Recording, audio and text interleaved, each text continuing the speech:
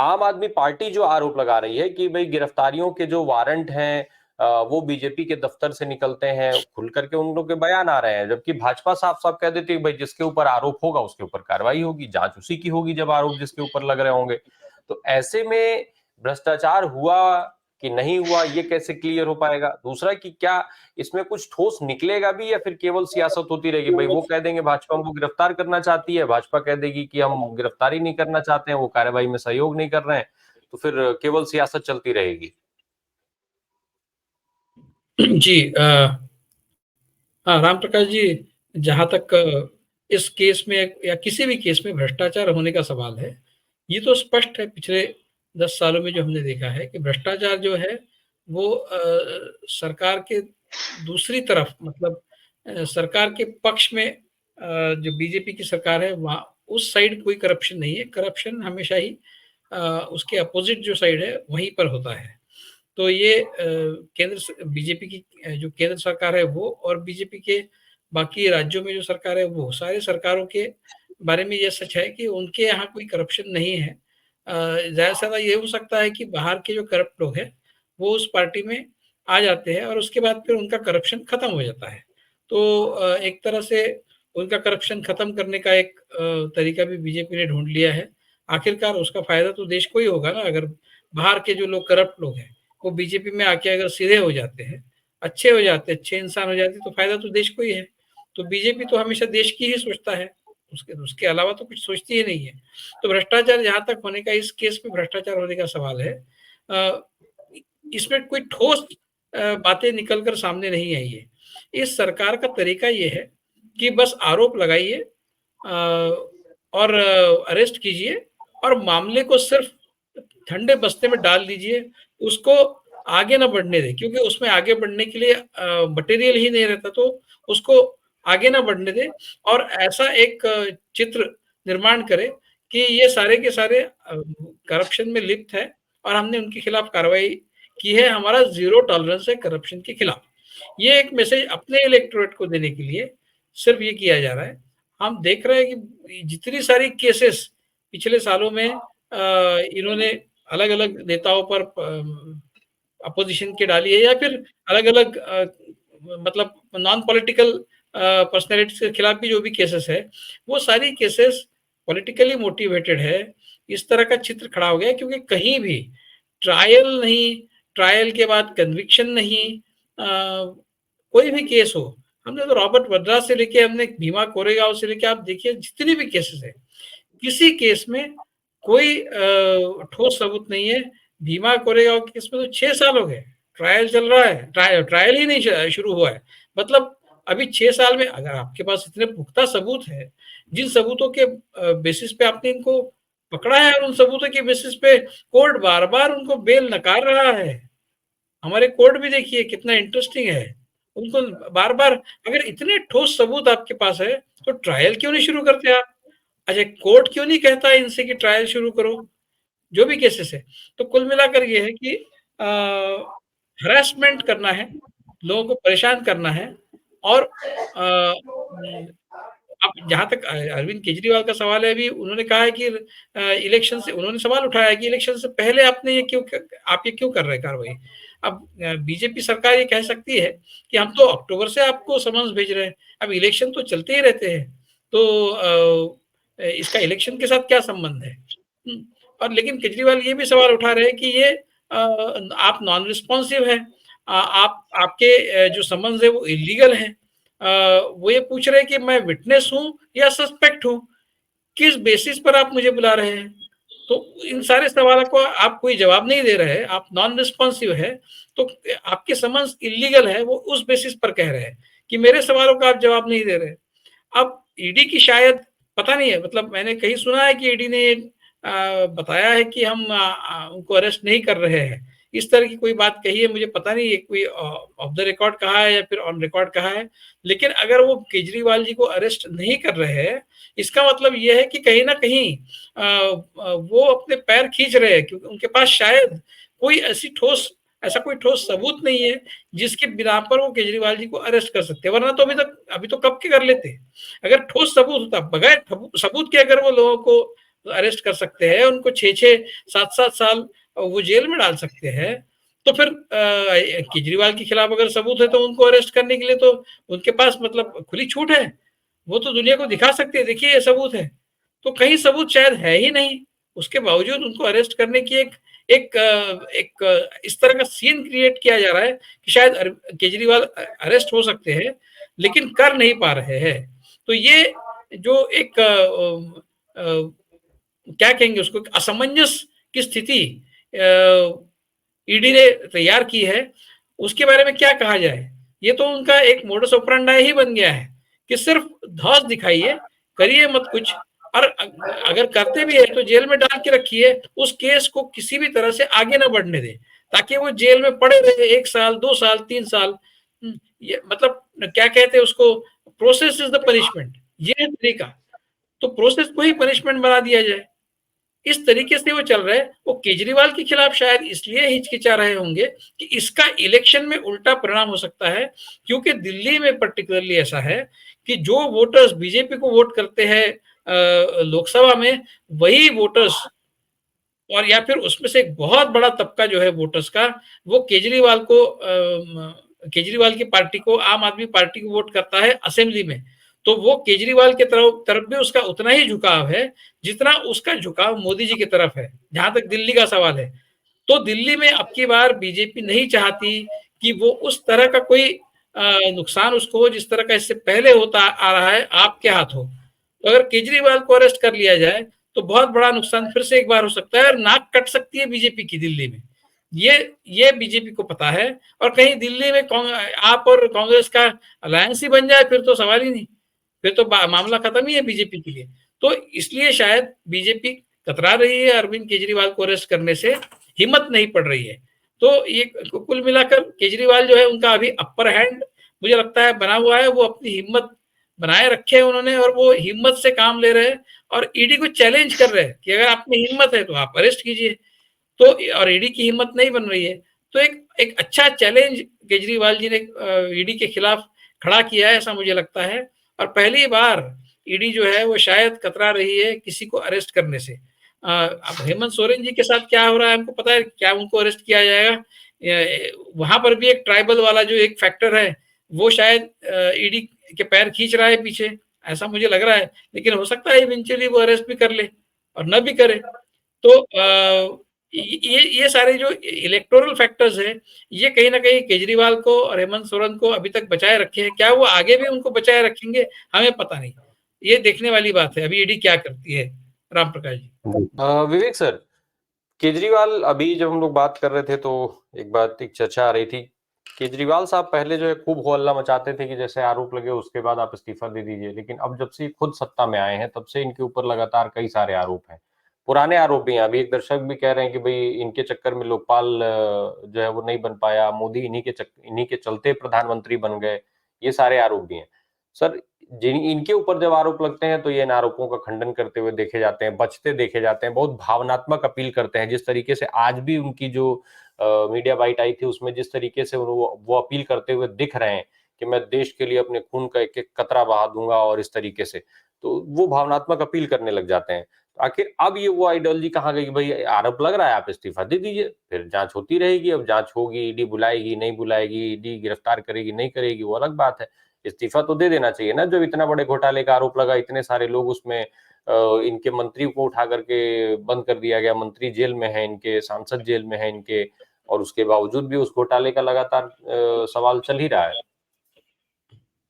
जी, कई बार ऐसा होता है कि आपने पहले जो कुछ भी कहा है उसके बेसिस पर आपका बाद में असेसमेंट होता है, और आपको बाद में कई सवालों के जवाब देने पड़ते हैं। तो पहले कभी केजरीवाल जी ने ये कहा था वे अगर किसी पर आरोप हो जाए तो उसने इस्तीफा दे देना चाहिए, तो अब उन पर ही लागू होता है। सही बात है, अगर उनसे अगर कोई पूछ रहा है कि वे आप क्यों नहीं अभी रिजाइन करते, आप क्यों नहीं इस्तीफा देते, आपके ऊपर तो आरोप लगे हैं, तो वो सवाल तो बिल्कुल वाजिब है, क्योंकि आपने भी किसी ज़माने में यही भूमिका ली थी। तो इसलिए हाँ, लेकिन राजनीति में ऐसा होता है कि शब्द जो है तोल-माप कर नहीं बोले जाते, और इसका खामियाज़ा पॉलिटिशियंस को, राजनेताओं को भुगतना पड़ता है। उनको टीका टिप्पणी सहनी पड़ती है कि आपने तो ऐसा कहा था, फिर आज आप ऐसा कह रहे हैं। तो ये सब चलते रहता है पॉलिटिक्स में। लेकिन अगर हमने कोई भूमिका ली है और जिस भूमिका को लेकर हम राजनीति में आए हैं और उस भूमिका को लेकर लोगों ने आपको अपने वोट दिए हैं, तो आप उस भूमिका से खुद आपका स्खलन हो जाए, आप उससे दूर हो जाए, तो ये बात तो ठीक नहीं है। तो केजरीवाल जी के साथ ये बहुत हुआ है। आपने तो आप जब दिल्ली के मुख्यमंत्री बने तो आप वैगन में चलते थे, अभी आपने अपने लिए एक 45 करोड़ का बंगला बनवा लिया। तो ये जो है, ये जो बात है, ये लोगों के नजर में चुभती है कि आपसे ये उम्मीद नहीं थी, आप तो ऐसे न थे। ऐसा एक ऐसी एक भावना जनमानस में तैयार होती है और केजरीवाल के बारे में इस तरह की भावनाएं जनमानस में पिछले कुछ सालों में तैयार हुई है कि वो आपको हमने क्या समझा था और आप क्या निकले, इस तरह से कुछ जहां तक उनके पर्सनल चाल चलन का सवाल है, इस तरह का कुछ इस तरह की भावना लोगों के मन में है। ठीक है, मतलब उन्होंने अच्छा स्वास्थ्य, अच्छी शिक्षा वगैरह का काम किया है और जनता में वो पॉपुलर है। जनता में वही लीडर पॉपुलर होता है। कई बार, मतलब कई बार तो वो परवर्स तरीके से भी पॉपुलर हो जाते हैं, जैसे हमारे प्रधानमंत्री है। लेकिन कई बार नेता कुछ अच्छे काम करने की वजह से भी पॉपुलर होते हैं। उसमें केजरीवाल एक है। उनके बारे में अंतर्राष्ट्रीय पब्लिकेशंस में भी छपा है उनके काम के बारे में। तो काम तो उन्होंने अच्छा किया है, इसमें कोई शक नहीं है। लेकिन जब आप हाई मॉरल ग्राउंड लेते हैं और उस हाई मॉरल ग्राउंड पे आप खुद ही कभी खड़े नहीं उतरते, तो आप पर इस तरह की उंगलियां उठती है जिस तरह की केजरीवाल जी के ऊपर उठ रही है। और बहुत सारी बातें ऐसी है जो केजरीवाल की पर्सनैलिटी को अभी ऐसे साँचे में उन्होंने ढाला है कि क्या ये वही केजरीवाल है जो हमने 2011 में देखे थे। इस तरह के सवाल मन में पैदा होंगे। वो हनुमान चालीसा से लेके सॉफ्ट हिंदुत्व से लेके दिल्ली में जब राइट्स हुए तो उसमें जिस तरह की भूमिका उन्होंने ली थी, तो कहीं ना कहीं लोगों के मन में ये भी आशंका आने लगी थी कि क्या ये बीजेपी की बी टीम है।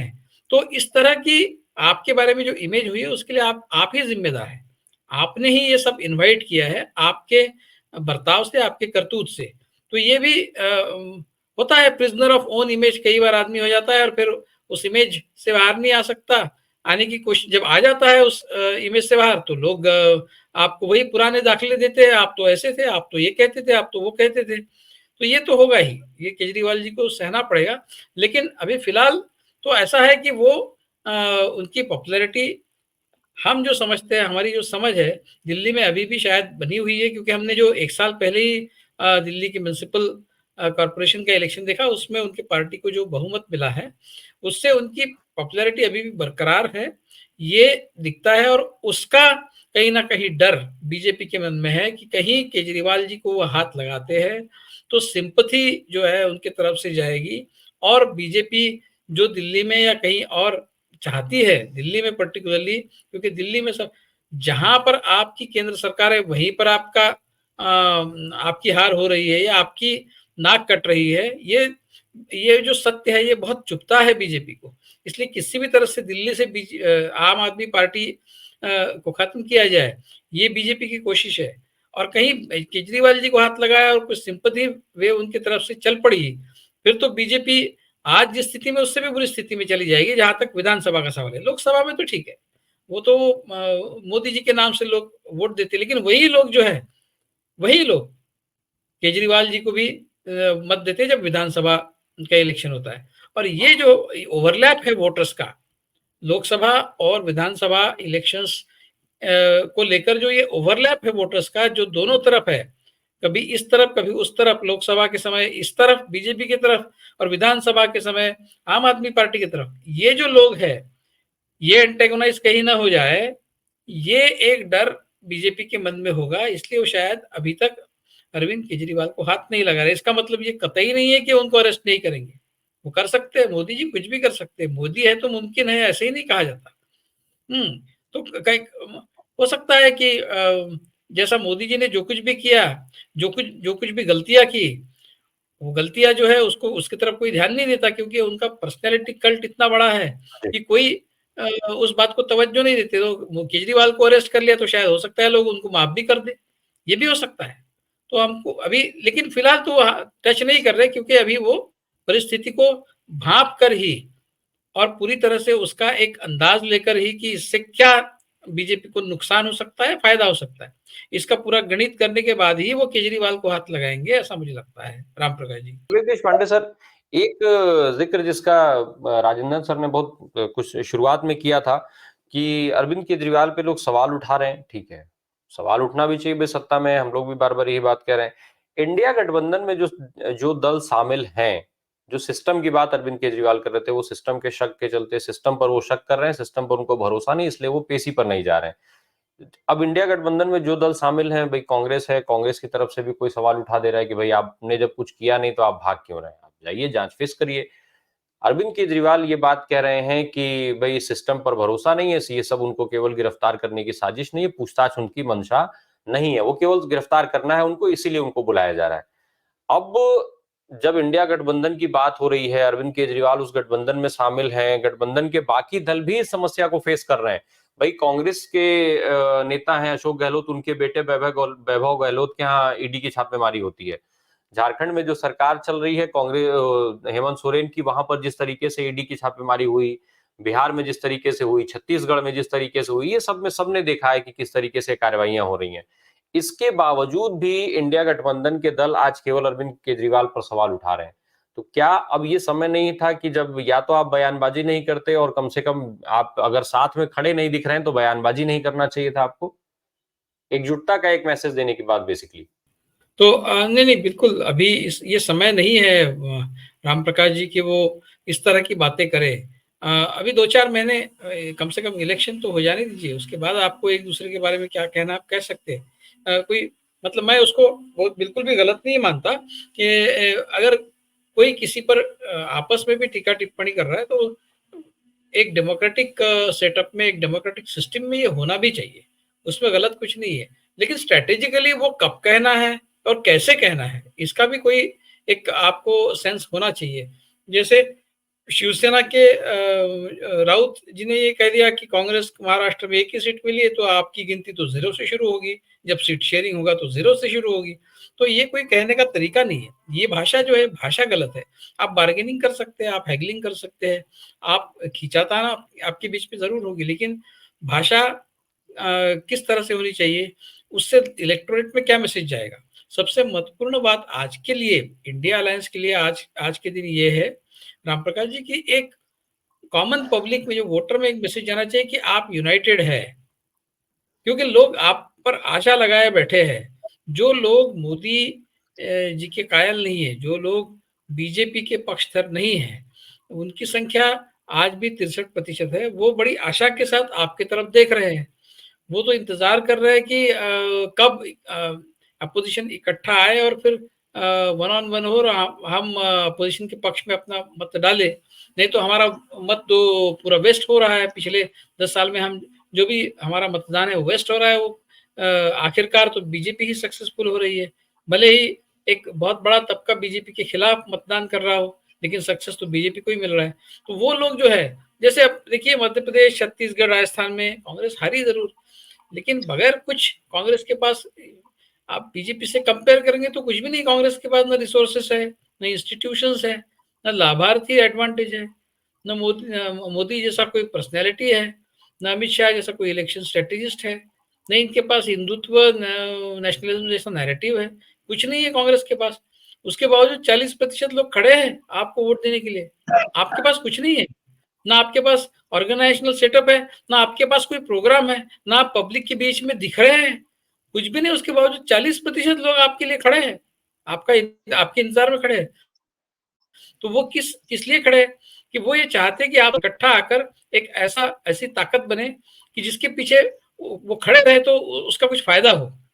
तो ऐसे में अगर आप एक दूसरे के खिलाफ इस तरह की बातें करते रहे, तो मतलब आपको अपॉर्चुनिटी मिल गई केजरीवाल को टारगेट करने के लिए, तो आपने ले ली, उठा के कुछ बोल दिया।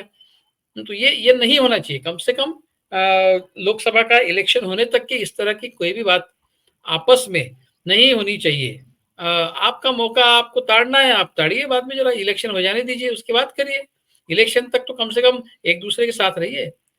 लोगों को ये मैसेज जाना चाहिए, आपके वोटर्स को ये मैसेज जाना चाहिए कि आप सब इकट्ठा आए हैं और अभी उनके मत जो है वो वेस्ट नहीं जाने वाले। उनका मत जो है वो उसको सार्थक होने वाला है, उसका कुछ काम में आने वाला है। इस तरह का अगर मैसेज आप अपने इलेक्टोरेट को, अपने वोटर्स को अपनी एक ही दिखाकर नहीं देना चाहते, तो फिर आपका ये अलायंस और आपका ये सब एक्सरसाइज, उसका मतलब क्या है? इसलिए अभी टीका टिप्पणी करने का समय नहीं है। इतनी बात ध्यान में, चाहे कितनी भी वो टीका टिप्पणी वाली केस बनती हो, उसके बावजूद अभी आपस में टीका टिप्पणी अवॉइड करनी चाहिए।